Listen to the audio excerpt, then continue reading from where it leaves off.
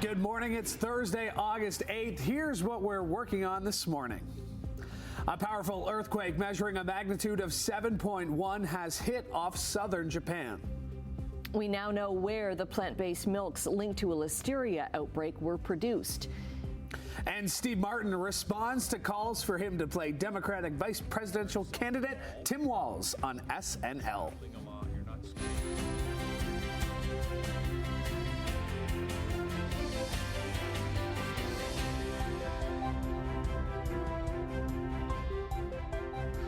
Good morning. Thank you for making us part of your morning today. I am Louis Butko in for Tim Bolin alongside Annette Hom. Brian's here with us as well.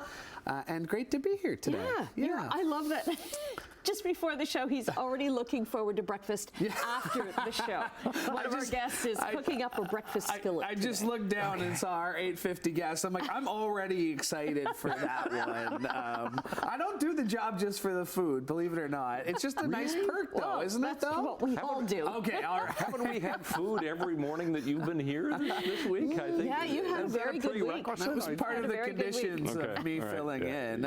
Brian, I don't think you could have drawn up a better day in August than what we had yesterday. Yeah, it was so comfortable. It was, wasn't it? There was a bit of a breeze that picked up, but that was okay. That kept the temperature around 23 degrees yesterday. Humidex of 25. We had the sunshine. It was just absolutely gorgeous. I hope you enjoyed it yesterday, because it's going to be completely different today. We have showers and thunderstorms. We have clouds rolling in. I mean, there's a little bit of sun. Well, the sun's not up yet. I will say that. But we will have a little bit of sunshine this morning. Clouds, showers, thunderstorms later on today. Heavy downpours are possible overnight and into some parts of the horseshoe for the day tomorrow. It's going to stay unsettled. But today we should hit 27, so warmer. Humidex about 35, a little stickier today. We'll talk about it coming up. Traffic 403 Waterdown Road. We always start with our camera, and that's a little busy Toronto bound, but still moving okay. We'll check a few MTO traffic cameras. Here's the QEW just west of 50. So we're looking at Niagara bound lanes heading away from us. Some trucks off to the side, as you can see there, just a visual distraction. Top of the Burlington Skyway Bridge, nothing there. Same with third line, doing fine as you head into Oakville, heading away from us. So we'll look at weather and traffic as we usually do. We'll check that in detail coming up. Right now, the news. Thank you, Brian. Canada's diplomats in Israel are sending their children away to a safe third country over fears of an expanding Middle East war. Global Affairs Canada says it has approved the temporary relocation of the children and their guardians to a safe third country. Diplomats stationed in nearby Ramallah in the West Bank and in Beirut, Lebanon, do not have dependents living with them. The government has already warned Canadians to avoid all travel to Israel because of the ongoing conflict in the region and its unpredictable security situation. Powerful earthquake in Japan has triggered a tsunami advisory. The quake this morning, a magnitude 7.1, was centered off the island of Kyushu at a depth of about 30 kilometers. A tsunami advisory predicts waves of up to 1 meter high along the southern coast of Kyushu and the nearby island of Shikoku. No word on damages or injuries have been reported so far. We will be watching this story as it develops. Austria's intelligence chief says chemical substances were found at the house of a 19-year-old suspected of planning an attack on Taylor Swift concerts in Vienna. Swift had posted yesterday on Instagram, "See you in Vienna." And after 3 sold-out shows in Warsaw, Poland, her Eras tour in Europe was set to continue in Austria for 3 shows tonight, Friday, and Saturday. All 3 have since been canceled. Security officials in Austria say 2 men have been arrested in a plot involving the stadium in Vienna where she was set to play. At least one of the men had links to the Islamic State group. A listeria contamination of several plant-based milks across Canada has been traced back to a plant in Pickering. Simone Gavros joins us with more. Well, the Canadian Food Inspection Agency put out a statement yesterday following their investigation after a number of plant-based milk products were recalled with the companies with Silk as well as Great Value, and this all happened back on July 8th. Now, in the statement, the Canadian Food Inspection Agency says that this happened at a third-party facility called Juriki, located in Pickering, which is used by Danone Canada. The agency says the contamination happened on a dedicated production line, which has now been completely disassembled during the ongoing inspection. There were 18 confirmed cases of listeriosis linked to a number of products, including Silk almond milk, coconut milk, and oat milk, as well as Great Value brand almond milk.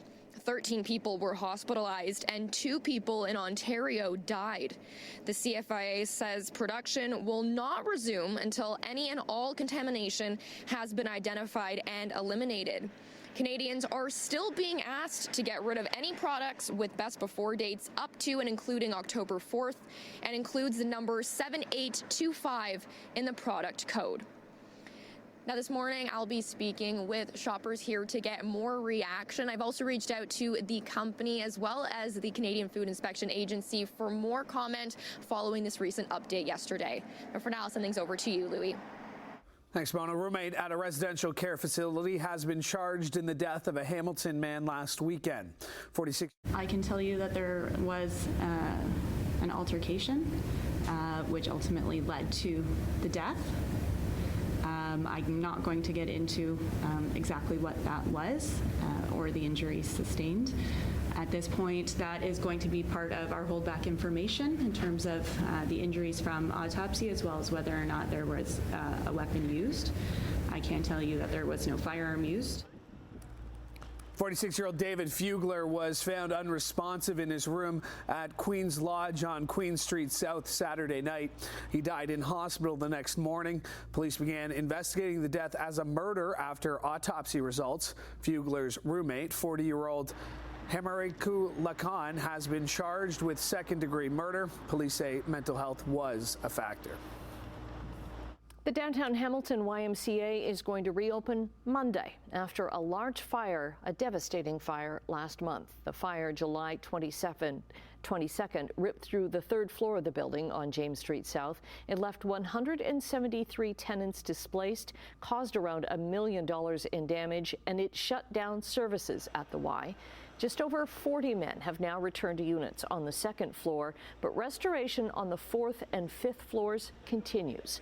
The men living in those units may be able to move back a week from Saturday at the earliest. There is no estimated time of return, though, for those who'd been living on the third floor.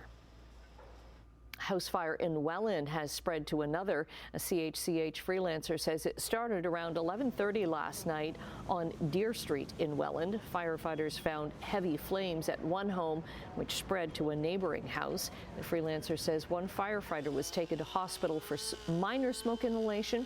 We reached out to officials for confirmation.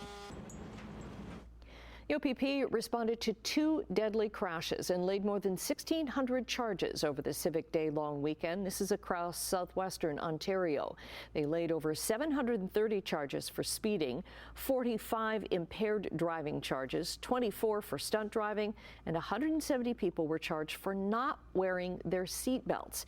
Police say even though they achieved, quote, excellent results, driving impaired should never be an option.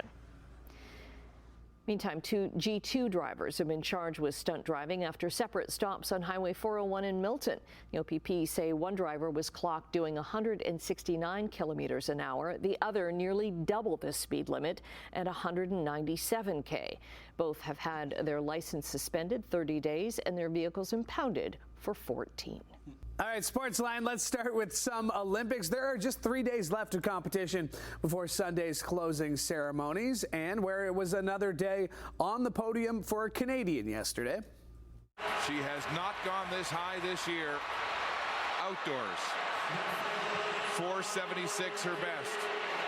Alicia Newman into the stratosphere. Yes! Oh, what a jump! What a jump indeed. Alicia Newman of Delaware, Ontario set a Canadian record of 4.85 meters to capture bronze in women's pole vault yesterday. Newman is the first Canadian woman to ever win a medal for pole vaulting, the first Canadian medal in the sport since the 1912 games, just third overall. Nina Kennedy of Australia cleared 4.9 meters to win gold, while American silver medalist Katie Moon finished at the same height as Newman, but with one less missed attempt. Elsewhere, Hamilton native Elena Sharp and fellow Canadian Brooke Henderson continue their chase for a medal in round 2 of the women's golf competition. Sharp currently in the hunt, sitting tied for 8th at -1. Henderson waiting to tee off. She's tied for 30th at +2. Taking a look at some of the opportunities to win medals today, Melissa Jimena Paredes and Brandy Wilkerson will have at least a couple of chances at a medal after they made it to the beach volleyball semifinals. They'll take on Switzerland at 11 a.m. for a spot in the gold medal game.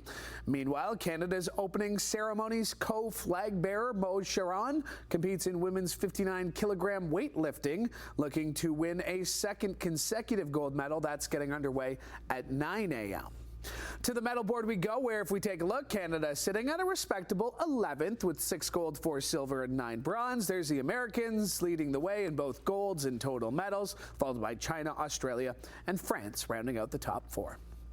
All right, Blue Jays were back in action, taking on the Orioles last night. But before the game, team president and CEO Mark Shapiro spoke with the media and said his 9th season at the helm of the club has been by far the most disappointing to date. But Shapiro hinted that general manager Ross Atkins will get a chance to rebuild the Jays into a contender this offseason, saying, quote, "I'm a huge believer in stability and in continuity, and that those are competitive advantages in professional sports. That reacting and change don't necessarily mean improvement." And with that, let's check in on how they did last night. Big chance here. Holiday, deep to right field. You want 1 run? How about 2? Oh, my word! That ball's out to Saskatchewan. Rookie Jackson Holiday hit a go-ahead home run in the 9th, while Anthony Sitander had a pair of home runs as the Orioles scored 5 unanswered to beat the Jays 7-3 the final. Jays will look to take tonight's rubber match when they send Kevin Gossman to the bump. First pitch, 7:07. And there are no Canadians left in the singles draw at the National Bank Open in Montreal after Felix Auger-Aliassime, Vasek Pospisil, and Denis Shapovalov all fell in first-round action yesterday. Auger-Aliassime was coming off a 4th-place performance in the men's singles at the Paris Olympics, as well as a bronze medal in mixed doubles. Meanwhile, on the women's side in Toronto, Leylah Fernandez moved on after a 3-set victory. All right, coming up on 13 minutes after 6 o'clock. Sun's not quite up yet. Not that we're going to see an awful lot of it for the day today. Maybe a little bit this morning. Looking at traffic, first of all, 403 Waterdown Road, pretty light volume both directions. Not a lot happening at the moment right there. All the way around the Hamilton area, we're doing okay. We'll go into St. Catharines and see if we can find anything. Not a lot here. Here's the QEW 406. Toronto-bound lanes coming towards us on that camera. Here's a quick check of the QEW west of 50. Now, there's a little bit of sunshine trying to peek out, so traffic looks good. No problems at the 403 junction with Brant Street. Ford plant, not a problem, and the same with the QEW all the way through to Etobicoke Creek. Looks good. All right, temperature this morning. Temperature is still 17 degrees. That's where we've sat for the past few hours, so 17. It is a mostly cloudy sky, even though the sun's not quite up yet. Sun comes up about 6:18, so in a few minutes it will be up. Enjoy it while you see it. There's that north-northeast breeze and a relative humidity right now of 100%. Air quality this morning, low risk category, so no problems there today. What we have is an approaching frontal boundary that's going to go through and dip our temperatures a bit. That ridge of high pressure that gave us the beautiful day yesterday is receding, pushing away. What's going to be happening here as we have the remnants of Debbie coming up the east coast and that cold front going through. They're going to kind of merge, and so we're going to get some showers, possible thunderstorms today, tonight, into the day tomorrow, and then we're going to have a nice sunny day as we get into Saturday. So temperatures today warmer than yesterday, anywhere from 25 to 27 to 28 degrees. Humidex values in the mid-30s for today. A little bit of sun this morning, and then there's that shower thunderstorm scenario this afternoon. Tonight could be some heavy downpours, 10 to 20 millimeters. Temperatures anywhere from 19 to 21 to 22 degrees, so a warm overnight. And then tomorrow, notice I mentioned 30 millimeters there. That's for Halton, Peel, Toronto. Could be some heavy downpours tomorrow. And once again, mainly cloudy, showers, thunderstorms, maybe a touch cooler. 27 for Niagara, but 25 to 23 in other areas. So out the door this morning, 8th morning of August already. It is mostly cloudy. Winds are light. Temperature right now 17. Long range in a few minutes. Annette, Louis. Thank you, Brian. All right, let's say good morning to Emily Vukovic. What do you have coming up today on Chit Chat, Emily? Good morning. We're going to discuss how Steve Martin will not be returning to Saturday Night Live to play a political figure. Brand new ride at Wonderland. Who's excited? Me. I'm not a roller coaster person at all. No, I do not have the stomach for it, even a little bit. We can take turns holding Annette's purse. Yeah. Okay. Cool. All right. Hold my bag. Because you know you're that person. I'm always like at the bottom of the ride with like 19 strollers and 18 backpacks. You know, strangers will be like, "Oh, can you watch my kid?" And we're also going to be discussing. See, now I've forgotten it because I've gotten all into Canada's Wonderland. Rod Stewart. How could I forget? Oh, yeah. You and Producer Tansy was all over it. Returning to Vegas, we will discuss. Everybody's coming back to Vegas. Okay, yeah. All right. Thank you. All right. Costco is leaning into its Netflix-style membership crackdown. Ooh. We'll have the details next. Taking a look at business, the Canadian dollar gained 16 basis points. It's trading overseas at 72.82 cents U.S. Gold lost 40 cents, and crude is down 27 cents, trading at $74.96 U.S. a barrel. Checking midday trading in Europe, markets are down in London, Frankfurt, and Paris. In Asia, markets were down in Tokyo, not like the losses earlier this week, up a little bit in Hong Kong and Shanghai. Checking North American markets, the TSX was down almost 100 points with triple-digit losses in Wall Street. Costco is cracking down on card sharing. Customers at their U.S. stores will have to scan their membership card at the entrance. They'll also have to show a valid photo ID if their card does not have a picture. These scanners will be set up in the next few months. Costco is also requiring guests to be accompanied by a valid cardholder to enter the stores. Some Canadian locations are already using these scanners instead of having members show their cards to employees. The move comes after Costco announced a $5 increase in membership fees, bringing them to $65 in the U.S. and Canada. The change goes into effect on September 1st. Turns out the Paris Olympics have hurt Air Canada's summer sales. Customers booked fewer transatlantic flights in the latest quarter, with travelers from France and Germany opting to stay put for the Olympics and for Euro 2024.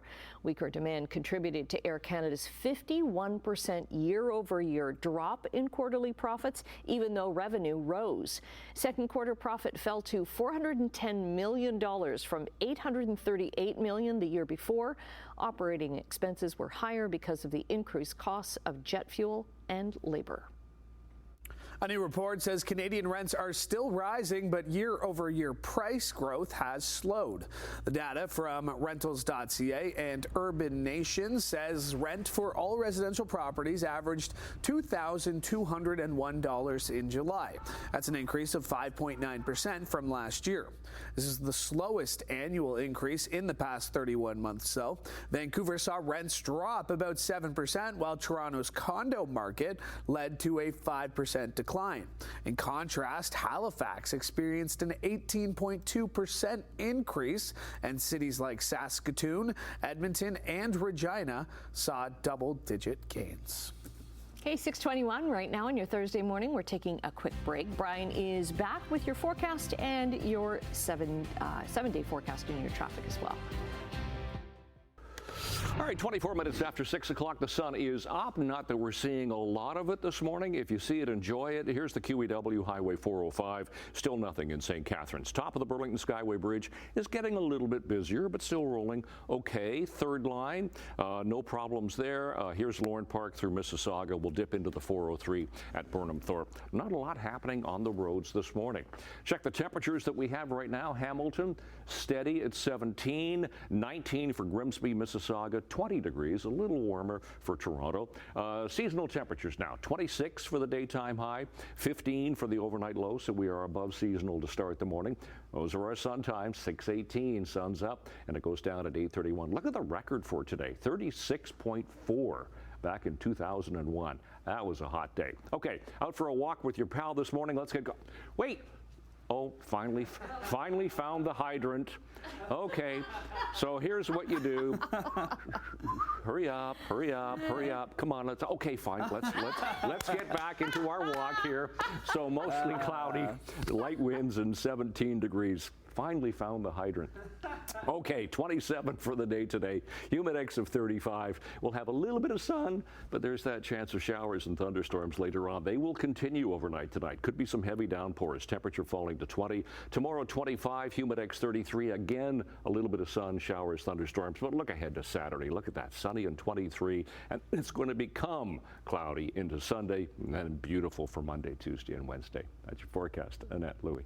Okay, Brian, I'm so glad that the hydrant shtick worked out for you. I came in this morning, he's giggling at his computer. He goes, I made the dog go to the hydrant. Oh, man, that's great. Also, that forecast next week, I'm off next week. I'm pretty happy about that Monday, Tuesday, Wednesday. Yeah. Good for you. All right, well, the Indiana State Fair may be home to the cheesiest sculpture ever. Okay, we're showing you nearly 2,000 pounds of yellow and white cheese sculpted into a piece of art. It was unveiled yesterday.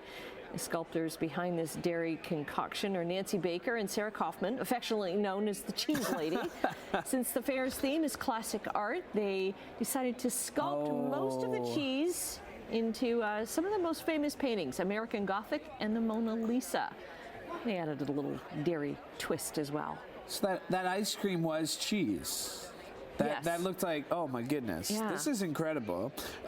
So it's, my thing is, I really love cheese. It seems like a waste. Yeah, does somebody get to eat it afterwards? It's just been sitting out there. Is it refrigerated? Yeah. All right. Yeah. All right. Well, the Mona Lisa. Oh, I like that. I like that. Okay. All right, stay with us. More to come after the break. We gotta get that cheese.